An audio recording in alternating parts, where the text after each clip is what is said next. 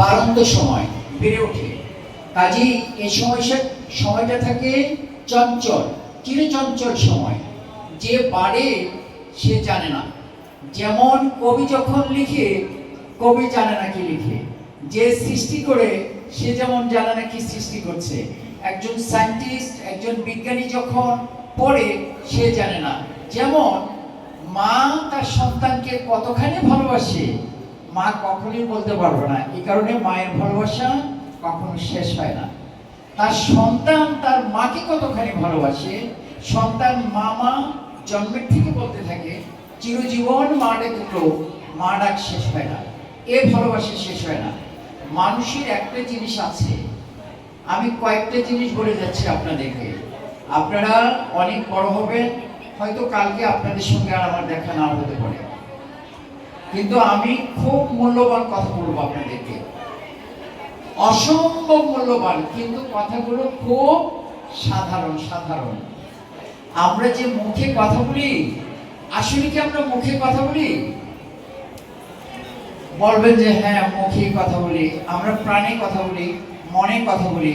কিছু কথা না বলেই মরে যায়। কান চিরকাল কথা শুনে, না বলেই চুপচাপ থাকি। কথা কি আর এসে বলে? কথা মুখেই বলে। কথা কি মুখে বলে? কিছু কথা আমরা ভেবে ভেবে ক্লান্ত হই সারাদিন, তাই না? তবু কি কথা হয়? কিছু কথা বলতে গিয়েও বলা হয় না। কিছু কথা নিয়েই মানুষ এই জগৎ থেকে চলে যায়।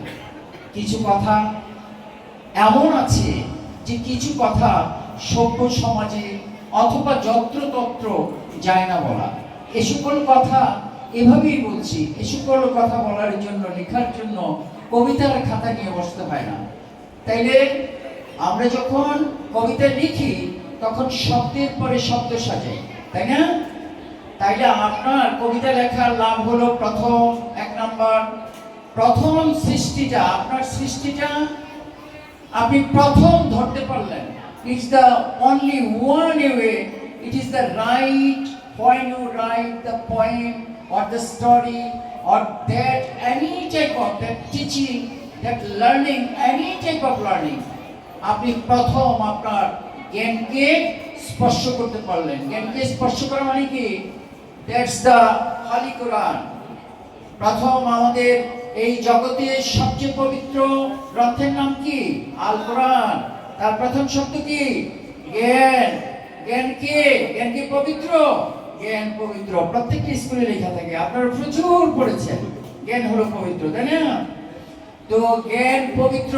এই পবিত্রটিকে, পরম পবিত্রকে আপনারা বলবেন যে আল্লাহ, তাই তো?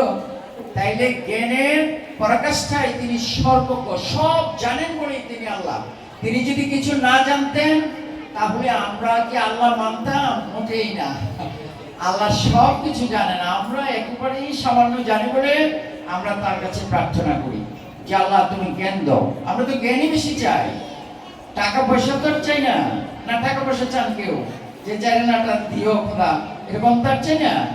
আচ্ছা, শুধু আমরা আল্লাহর কাছে জ্ঞান প্রার্থনা করি। জ্ঞানের এই বিষয়গুলো যদি আপনারা মনের ভিতরে একবার ঢুকে যায় তাহলে কি হবে জানেন? আপনারা স্নো পাউডার, লিপস্টিক যাই মাখেন, এগুলো কিন্তু সুন্দর না। সুন্দরটা যখন আপনারা নিজেদেরকে আয়নায় দেখেন, আয়নায় নিশ্চয়ই আপনাদের ছবি দেখেন।